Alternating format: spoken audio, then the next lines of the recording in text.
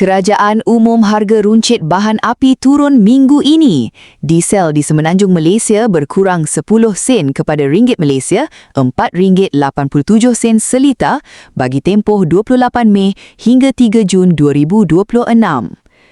Penetapan harga ini selaras dengan Formula Automatic Pricing Mechanism (APM) dipengaruhi oleh pergerakan harga minyak mentah global. Selain diesel, RON 95 tanpa subsidi turun 15 sen kepada ringgit Malaysia RM3.92 seliter, manakala RON 97 turun 20 sen kepada ringgit Malaysia RM4.65 seliter.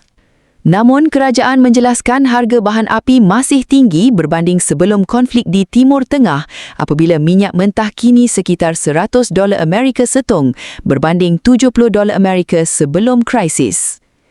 Kerajaan Madani terus mengekalkan subsidi bersasar bagi meringankan kos sara hidup rakyat. Ikuti perkembangan harga bahan api mingguan hanya di dagangnews.com.